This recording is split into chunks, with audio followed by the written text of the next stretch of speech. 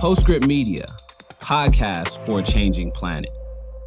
Okay, breaking news here. Shilla is no longer in the basement. December 13th, I snuck 2022. Shilla is out of the basement. Is this permanent? Let's hope so. This is Hot Buttons, a show about the future of fashion and culture on a changing planet. I'm Christina Binkley. I'm a contributing writer at Vogue Business and the Wall Street Journal.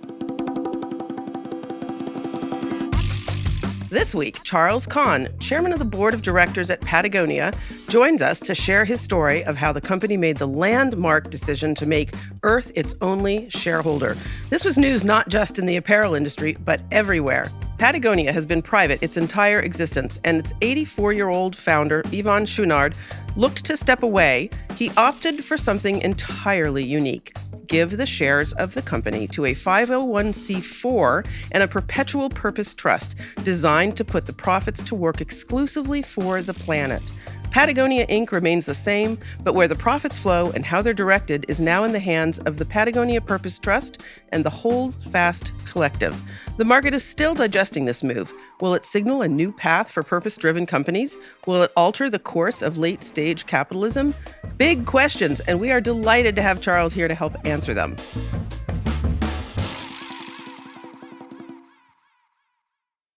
Hey, it's Christina. If you're listening, you're probably just as curious as I am about what businesses are doing and what more they should do to confront climate change, which is why I recommend listening to the Climate Rising podcast from Harvard Business School. Climate Rising gives you a behind-the-scenes view into how some of the world's best and brightest business leaders are confronting climate change. Hosted by Harvard Business School professor Mike Toffel, Climate Rising dives into the challenges and opportunities that climate change presents to innovators and businesses, including some of your favorite brands. You'll learn about how extreme heat is impacting the supply chain needed to produce our food, and how the World Wildlife Fund is helping for-profit companies take bolder action on climate change. I'd especially recommend their episode with the co-founder of Allbirds as they discuss how the iconic footwear brand is decarbonizing fashion one shoe at a time. So go ahead, listen to Climate Rising on Apple, Spotify, or wherever you get your podcasts, and tell them I sent you. Is it too late to avert the climate crisis? How is our fossil fuel usage impacting everyday life? These questions may seem scary, but former UN Chief Christiana Figueres believes there's hope. In her podcast, Outrage and Optimism, she and her co-hosts will break down the latest climate news, introduce you to the incredible activists making a difference, and maybe inspire you to play your part in averting climate change. Find Outrage and Optimism wherever you get your podcasts. Rachel Kivy of Circular Surfaces Group is in New York. Rachel, how's it going? It's going great, Christina. I've got my Patagonia vest on today. Excellent. Dressing for the guest. Mm-hmm. And the CEO of Thrilling, Shilla Kim Parker, joins us from the basement. I have ascended to my bedroom. Oh, I've been promoted. Congratulations. I've been promoted. It looks like there's actually window light. Yes, it's so nice. We have snow on the ground here, so I should be wearing my Patagonia vest. I want you guys to know it is 40 degrees in Los Angeles right now. Wow. My cat went out the door this morning, turned right around, came right back in. Okay, it's time to bring on our guest, Charles Conn. Welcome, Charles. Happy to be here. Thanks, Christina. Charles, we're so excited for you to be here, and we're really excited. We know you're board chair of Patagonia. You've served on the board for 15 years, and we're really excited to get into a conversation around that. And actually, you and I met at Aspen Institute Henry Crown Fellow Program, where you spoke a little about Patagonia, and you were gracious enough to accept my hounding of you to come on to and share the story in this forum. You're co-founder of Monograph Capital, life science venture fund based in London, and you started your career as a consultant at BCG and McKinsey. You were the founding CEO of CitySearch, which then merged with Ticketmaster. And then your career choices took such an interesting turn. You became senior advisor to the Gordon and Betty Moore Foundation, their environmental program. You oversaw their preservation of wild salmon ecosystems. You're the European Council member of the Nature Conservancy, and you've now served on boards of many conservation organizations. And I'm just so curious to hear about you started with a very almost traditional business background, and then you've made very interesting career choices, clearly in the support of environmentalism. And we'd love to hear more about how and why did that happen. Yeah, well, it's a long story because I've become very old accidentally. But in some ways, I guess I've been finding my way back home. Right? I was that kid who loved looking at pond water under a microscope and who always thought biology was great. And then somehow the way the education system works, I ended up, studying economics and mathematics and ended up doing something that probably wasn't really what my heart was to do. After being a consultant and being a successful entrepreneur, I was able to stop and think, what do I really care about? And I was, I think, 39 years old. And I'd just done this amazing program at the Aspen Institute.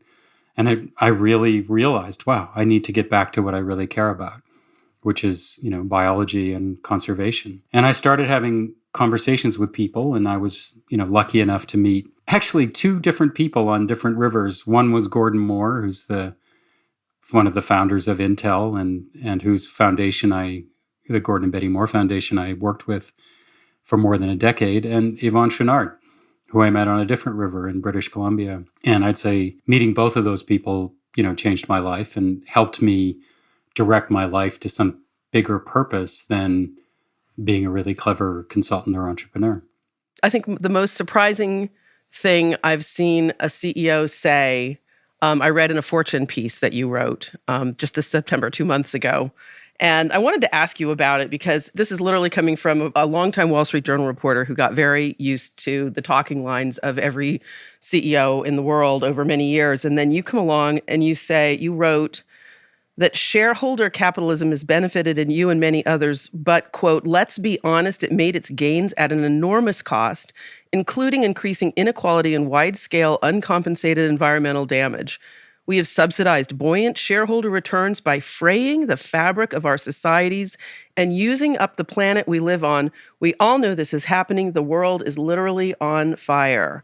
I have to say, that's the same quote I pulled out from that piece, too. Well, that's fighting words. Is this something you've been feeling for decades? Is this something that you recently came to realize? And I'm also really curious about your colleagues out there in the corporate world, if you heard anything from them about it.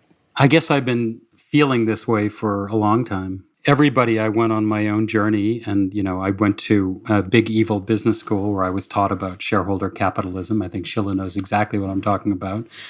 We read Milton Friedman, and we, read that famous essay that he wrote, which is actually, very well written and well reasoned and wrong. And I think you tell yourself little lies when you're building a career about why you can sort of forget about that big picture for now. And I'm sorry that it took me as long as it did to speak up. And I think it was, frankly, watching the kind of courage that you see in an Yvon Chouinard that gave me the courage to call it out, which is we all did, build wealth based on this system.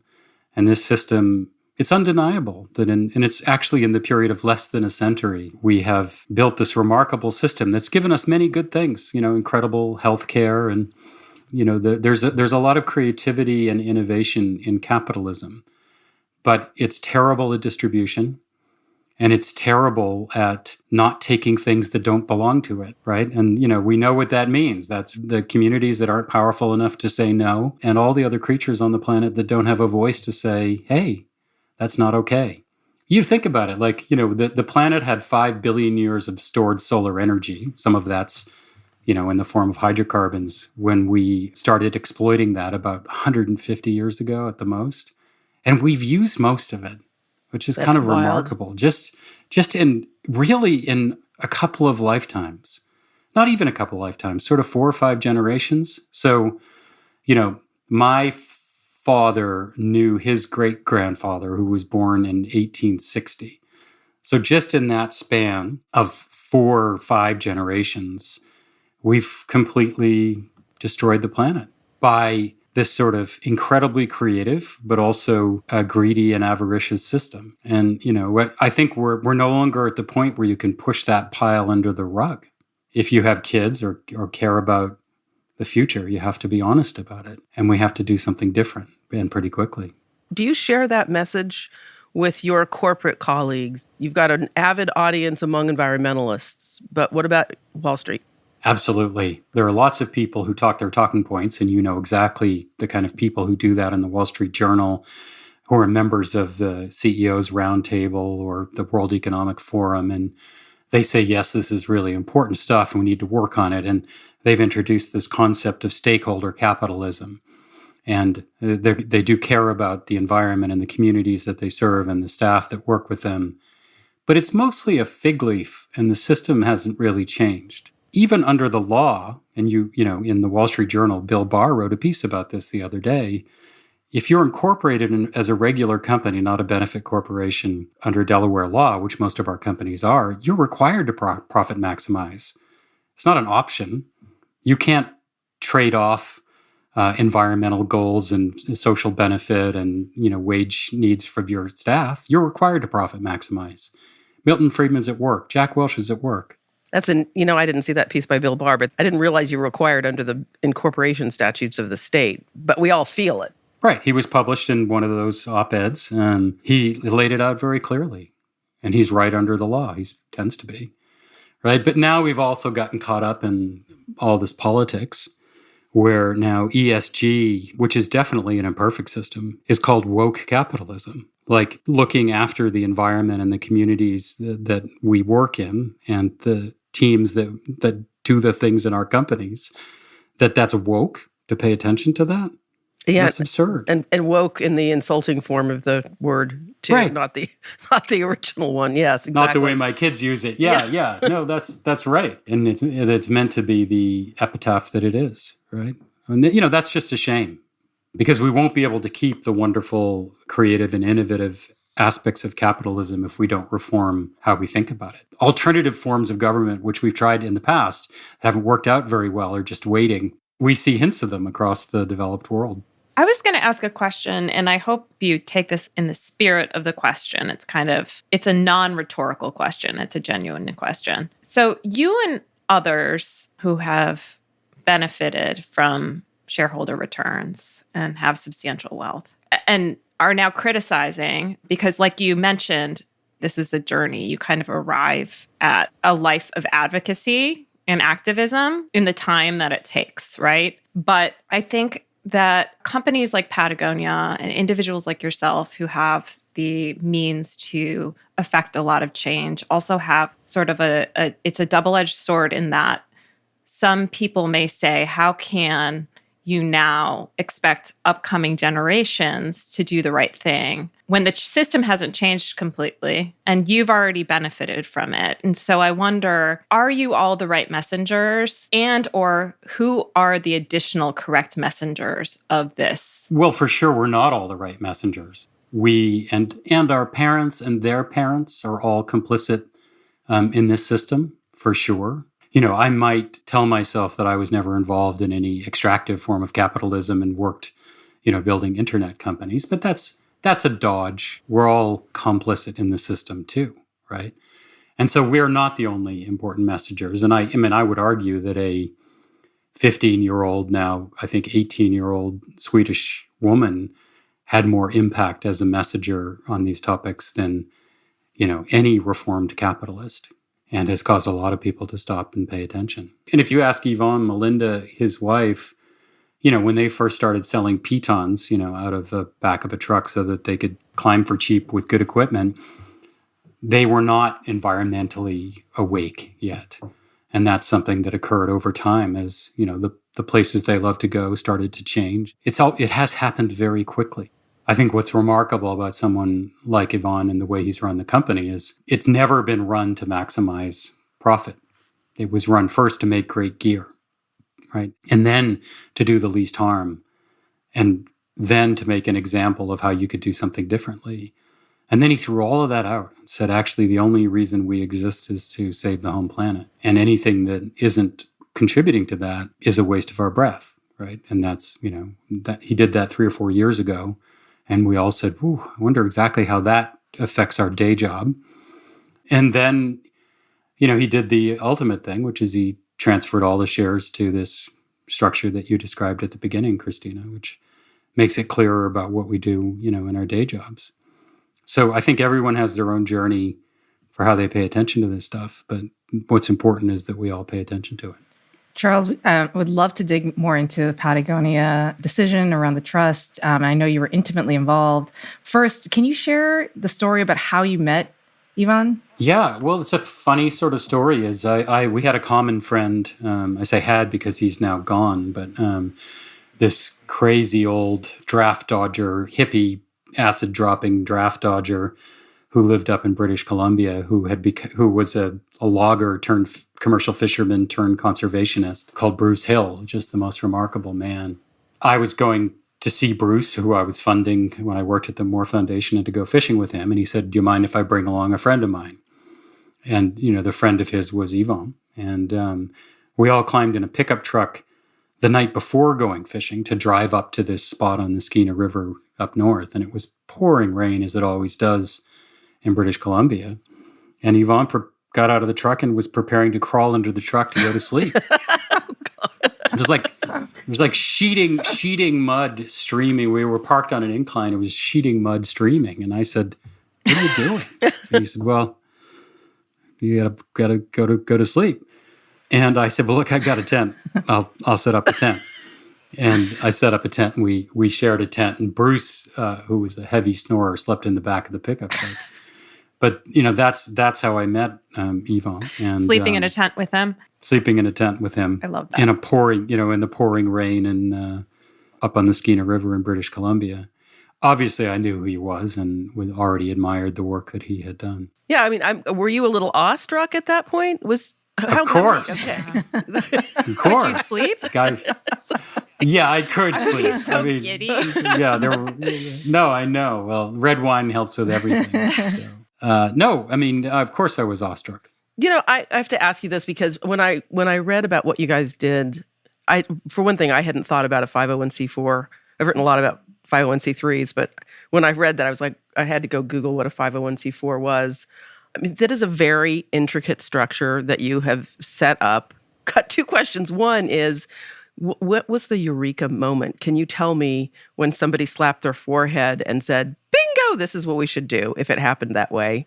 And then I'm just curious about the backstory of how you guys worked out all the details. It sounds like it was complex. Yeah, it was. And these things always look straightforward in retrospect, and it wasn't straightforward. I feel like it took us 2 years. Well, first, Ivan said, "Hey, we need to do something different. I'm getting older, and we need a permanent solution to Patagonia." And his kids, who are involved in the business, said, "We want to make these decisions while you're still alive, and where you can make those decisions. We don't want you to kick that down a generation to us, and we want a permanent answer to the question too." But what we knew is we had to solve for two things. Ivan wanted to put much more resources against fighting the environmental crisis. And we needed a solution for the next 50 years of Patagonia stewardship. The company is in its 49th year, just about to be in its 50th year. And it turns out that's hard. We looked at, Ivan said, "Do it." And I ignored him for 6 months. And then he said, "If you don't do it, I'm going to call Goldman Sachs." And of course, he didn't mean that. But, the last person to The call ultimate Goldman threat, Sachs. right. Did he think that would work? But the funny thing is, we looked at going public using a direct listing with dual class shares and only selling a small proportion. We looked at selling part of the company to permanent capital style of private equity. There are B Corp private equity firms that claim to be permanent capital. We looked at partnering with big family offices that say they do the same thing. And we tested each one of those kinds of solutions against, the very explicit criteria, but also the family's gut. And each time, they felt like, that's the first step down a path of starting to make compromises about who you are. And particularly public company approaches, Ivan never got comfortable that we wouldn't end up, chasing shareholder capitalism. At 83, now 84, there was no way he was going to do that. As a foundation can't own a company in the United States. C3 can't own a company. You have to start divesting within 5 years. And there's one little exception called the Newman's Own exception, which we won't talk about. This is a fashion show after all. But there's a super narrow exception to that, and it's not relevant in Europe and in Canada. Foundations can own companies, and C4s are interesting structures, imperfect structures. For one, there's no tax deduction when you give to a C4. Fortunately, this is a family that didn't care about the tax deduction and hadn't been taking big income to count against the tax deduction. So they didn't care about that. And it was the combination of the C4 and the purpose trust, which is another unusual structure that it doesn't exist in every state, that was the eureka moment. And I have to give credit where credit's due. We met this guy called Dan Mosley, who used to work at Cravath, a big Wall Street. So he's an attorney. A law firm. He's an attorney. Yeah, okay. For in trusts and estates for 30 years. Just the most down-home, wonderful Alabama guy who figured out this structure that no one had done before. And we'd been playing with C4s. One of my colleagues, Greg Curtis, who ran the project, had been playing with C4s, but we couldn't figure out how to get around some of the governance wrinkles of C4s. The eureka moment, did he like squirrel away and figure this all out and then say, okay, let's have a board meeting and present it to you on... We were, we kind of felt stuck, and I called an old friend of mine who had been an investor in one of my earlier businesses, and I said, hey, we're stuck. We've got this set of problems. And he said, have you talked to Dan Mosley? And I said, no, who's Dan Mosley?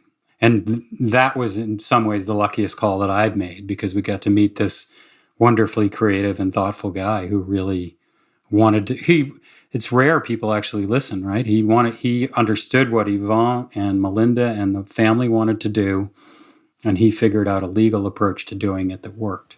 Do you know if he thought about it before, or is it something that he had come up with for you? I think he'd thought about elements of it before, but never how they would fit together in this particular way, because it's a rare thing for someone to say, hey, we want to give away our entire company. Most wealthy people, say, well, for example, they'll sign up for the Billionaire's Pledge, we'll give away half. And what Yvonne said was, half? That's not enough. That's not enough. We're fine. These are remarkable folks. They live in the same house they've lived in for decades. They wear ratty old clothes. They drive secondhand cars. He doesn't even have a mobile phone. So these are both folks who don't need, yachts or airplanes. And they were happy giving it all away. So Yvonne and the leadership team and the board have been wonderful about protecting Patagonia's values. And I'm sure it comes up every single day, every single hour in terms of business decisions that you could or could not make. And can you share a little bit more about the other options you all ultimately rejected in terms of going public, being sold to an acquirer? What were some of the business decisions that you were worried about would be made in those types of situations that could now be protected? Yeah, well, the obvious ones are, there's only a limited number of levers you can pull in any business, right? You can cut costs, you can grow faster, you can increase your price, you can invest less or invest more, right? And when you have a private equity mentality, usually the levers you pull are grow faster, cut costs, increase your price. And those were pressures that Yvon and his family wisely realized. You can get dual class structure, you can protect yourself by voting rights, but boy, once you drink that Kool-Aid or that, take that pill, the red pill or the blue pill, then you're inevitably living in that matrix. I've lived in that matrix, of course. I just have so much admiration for that courage to say no. The folks who peddle those things, and we had, everyone was coming with their SPAC. Remember? That was kind of 2020. Everyone had a SPAC. And I won't even tell you all the names of the people who came to us with SPACs. But, famous athletes. And boy, it is heady stuff when you have a brand like Patagonia. Everybody wants to work with you. These people, they know what true north is, right? The family, you mean? Yeah. The family. They know what true north is. It's remarkable that his children were on board for that. That was one of my first thoughts when I saw that news. Yeah. Yeah. Well, they're really allergic to, all the trappings that come along with attention and wealth and fame. And, that's not what they wanted. They're the very same cloth that their parents are. To whatever extent you can share, more about the mechanics of how the trust works. So there's a Patagonia Purpose Trust, and there's also the Holdfast Collective. Are any details you can share about exactly how that all works? Sure. I mean, it's actually pretty straightforward. The voting shares are held by the Purpose Trust, and that is our shareholder. That has a board, and Patagonia is still a for-profit company. Patagonia has a board. Those board members are the same board members they were before the decision. Only we now serve at the pleasure of the Purpose Trust rather than the family. Who are the deciders at the Purpose Trust? The Purpose Trust has got a set of trustees, including family members, but also including other people they trust. The cash flows of the business after the board of the business has made decisions about how much we need to reinvest in the business to make sure that it exists in perpetuity. Those cash flows after necessary investments go to the Holdfast Collective.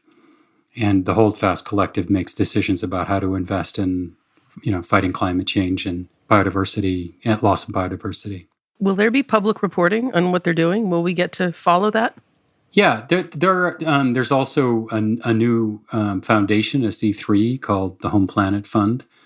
And we will report on the activities of all of those entities. It's probably as much of an experiment that's unfolding before your eyes as it is the public's, and knowing how Patagonia sort of operates and the transparency at which the company operates.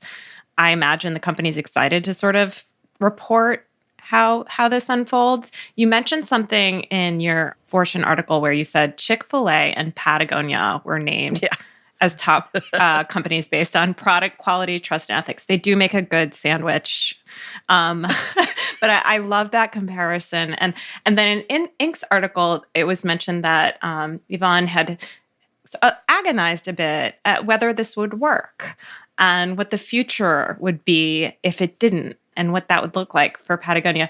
But we've also seen, people on the other side sort of launch similar models. So if it's successful, what would that look like? What would the world look like where there are a lot of different models representing maybe forces that oppose your own ideas, having equally successful, new governance structures? Yeah, I think that's a really insightful question, Rachel. I think it's a hard one. We wish that all companies would pick the purpose that we think's the most important one, but you can't legislate that. No one thinks of it as fascism when it's their idea, but fascism is fascism. That's a great bumper sticker. The reason, yeah, right. We should remember that. Yes. Actually, we believe that companies should stand for something, and we should believe that they should be clear about their purpose, and we believe the world to be a better place.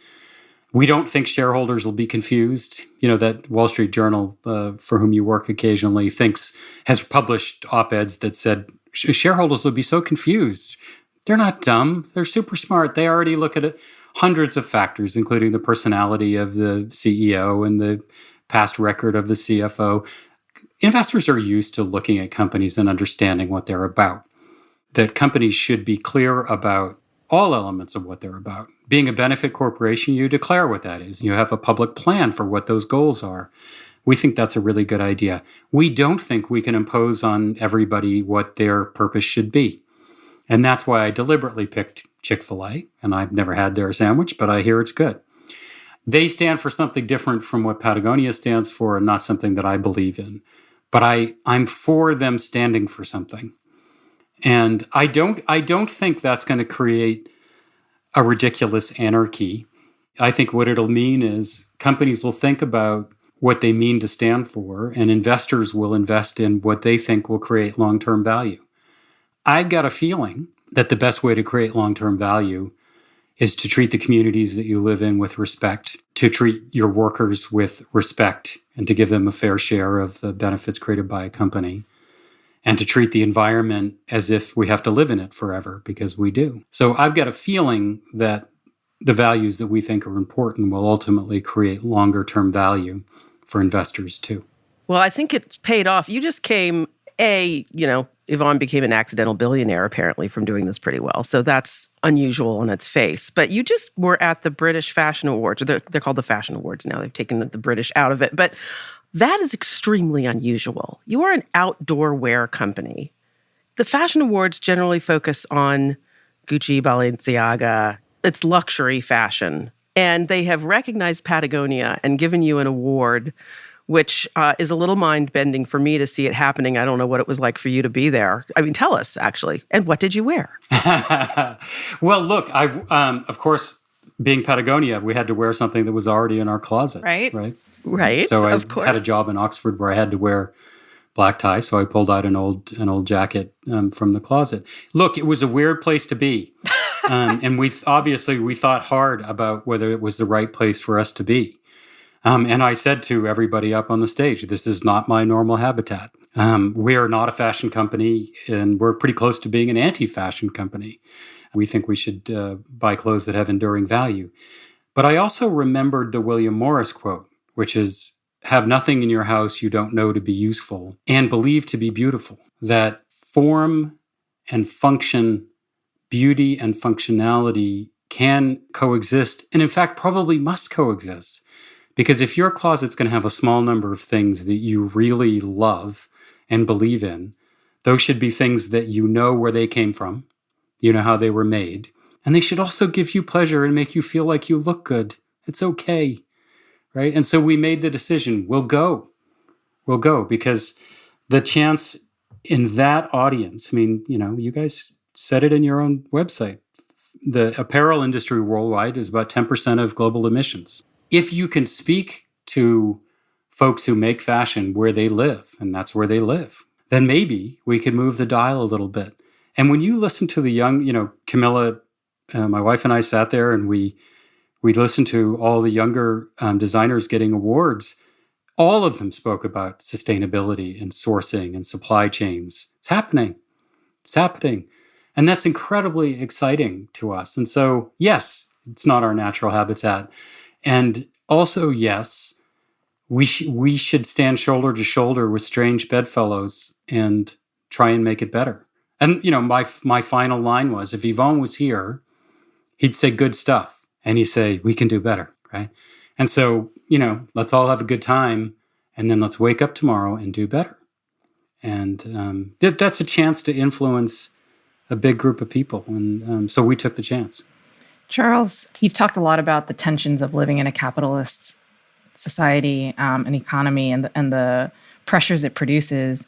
And I love how, Patagonia has thought about its role within that society and structure. And of course, that famous Don't Buy This Jacket campaign. And there is a perpetual tension between growth, as we've talked about. And honestly, some of the answer is probably going to be we have to probably consume less and produce less just across the board. And how do you think about that tension? So first, Sheila, I think we have to acknowledge that we need to consume less. And we need to consume more soul goods. We need to consume things that don't hurt the planet. So, time you spend with your family or friends or doing yoga or, running through the forest glades, whatever turns you on that isn't consumptive. We need to spend more time in those things, spiritual things, and I don't mean it in any religious sense. Patagonia, for a long time, had great suspicion about growth. And it was hard for me when I first started working with the company. It's so built into you to think that, growth is the indication that you're doing something good. Whenever we grew, faster than kind of a modest amount, the family members would say, how did we do that? We say, what do you mean? We sold more stuff. No, did we do it by filling wholesale channels full of stuff? Or did we do it by demand pull? People who really needed that jacket choosing us over another brand. How do you identify that? It's hard. You can look at brand share gains, and that's one of the things we always look at. We are fiercely competitive. We want to make a better jacket than the North Face. Let's be honest. But what we don't want is you to buy 3 jackets, one in powder blue, one in pink, and one in whatever. That's destructive. All of us, including Patagonia, need to choose less growth. And we need to ask our customers to pick wisely. I think that'll have to be the future if we want a planet that's worth living on. This announcement spread, far and wide. And I had conversations with people who I normally probably wouldn't have spoken to about these things outside of professional settings because of Patagonia's announcement. And the widespread feedback I got was, oh, I'm going to buy Patagonia now. I am going to buy Patagonia for my children. I'm all in on Patagonia. So have you had sales increases? Oh, just quickly, I also heard I will now want to work at Patagonia. Yes. Well, we obviously didn't make this decision to give everything away. Right. The Chenards didn't make that decision in order to sell more stuff. But, Yvonne has always said, doing the right thing is good for business. It's not always good for business in the short term, but it's always good for business in the long term. And he also says, in his grumpy way, you can't do any business on a dead planet. And so we hope that people will buy their jacket from Patagonia instead of somebody else, but we don't want you to buy 2 of them if you don't need them. So we'd love it if you bought ours because we know where ours comes from. And, ESG has come under appropriate criticism and also inappropriate criticism because it's very hard to give an index for a giant company. How are you doing? Oh, we'll give you 3 numbers. Well, that's ridiculous. We work at that at the product level. So we can tell you whether a black hole is better or worse than a fleece jacket. And we know exactly how much water that uses, how much carbon it's involved in emitting. We know whether the chemistries that are involved in creating the product are dangerous. We know if the fibers were regenerative, organic, or beyond organic. Is that true all the way through scope 3? Everything. Okay. So you've done it. So we've done it. We've just done it. And I'll be honest also, which is we've done it 3 times over the last 15 years, each time getting better, each time going deeper. Now we can do it at the product level because of the incredible technical team that works through Patagonia. It costs more. Not only does it cost more to do that better, but it costs more to know that. Sometimes it costs more to buy something that's done right. And we think that's okay, especially if you can own it for a long time. Most of us still have Patagonia stuff we bought 10 or 15 or 20 years ago. I do, right? You don't have to throw that stuff away. And, partly because we don't chase fashion or trends, wonderful black raincoats likely to be pretty damn good looking 10 years from now too, right? It's unlikely to have a colorway or a pattern or a texture that doesn't work in the future. And that's deliberate. That's actually, if you had a group of young fashion label founders in front of you, every one of them wanting to build a successful company, what specifically would you advise them to do to get to where you are? So they're starting out. The fashion industry is full of people starting brands in their living rooms. There's so many great ones. And I think so many of these folks, and it's, Rachel, it speaks to your challenge earlier, which is that generation is so much more dialed in. I think that they're already thinking this way. And I'm seeing less sort of fashion frippery. And boy, don't listen to me on this stuff. I don't even know what I'm talking about. But I'm seeing people focus on what I'll call style, which I think is a much more enduring thing than fashion, which almost by nature feels like it's ephemeral. Can't we build stuff in our closet that we feel really good about and we feel we look good in? Can't we find William Morris's sweet spot where we have great foundational stuff that we put together in new ways with new splashes of color? And we do, stuff wears out, so you do get to buy some new stuff. But hopefully we can do that in a way that, actually works. But we shouldn't, I guess we're not supposed to name names, but, there are fast fashion retailers on the high street or on the main street, where they're doing 55 drops a year, right? They're chasing a particular demographic. It doesn't have a lot of money. And they're selling them stuff that costs $20 or less and is worn less. You know the stats. You guys quote the stats. Nowadays, people buy 40 garments a year. They're worn less than 7 times. Are you kidding me? And that can't be the future, right? And all that stuff ends up in landfills, or it ends up being shipped to other people's countries where we oppress them with our crap. Do we feel good about that? I hope we don't. It's also mind-bending that none of us feel good about it, and yet it's still happening right this minute. It's a system. Your CEO, Ryan Gellert, said in an article recently, I think what the Chenards have committed to doing is one of the biggest moments in the history of capitalism, and I definitely agree. If you have the ability to peer into the future or to share about what the future might look like. Are there other innovations, either in model or product, that is on the minds of the folks at Patagonia? Is it leaning into some of the other models like resale and repair, which I know you are already doing? Any hints about what the future may hold that you're able to share? Well, sure. I mean, and I can't see the future any clearer than you guys. You guys are in the see the future business, right? All of you individually and collectively. Obviously, we need a circular and regenerative economy in everything that we do, in the food that we eat and in the apparel that we wear and in every other way. Our future is going to be based there. And so how we design our garments, they have to be designed to be taken apart. And there was a whole period where we found some really cool technologies that weld together different types of fabrics. And those are cool technologies, no seams. But a lot of that stuff was very hard to take apart at the end, right? And there's stuff that fails on everything. You guys know what it is. It's zippers, right? And we need to be able to construct our jackets so that they can be taken apart and recycled. First, so that they can be repaired. So you can take that zipper out cheaply, right? And then put in a new zipper. And then when you're really at the end of a garment's life, can we patch it up some and sell it to somebody else? Or when it's really, really at the end of its life, how can we be sure that every element of that can be recycled into a new garment? That has to be our future. I do think we're also moving toward fabrics and approaches that will be genuinely more multi-use, right? So, today, today, high mountain alpine is an incredibly dangerous environment to be in. And it's probably different from, an LA rainstorm. But is there a way that we could design garments that could actually serve both of those purposes? And so we can have fewer items. And we're constantly looking for ways to cut items. And so some of our competitors, if you go onto their websites, it's actually bewildering. They'll have 700 different jackets. We don't want 700 different jackets. We're constantly focused on reducing SKU count.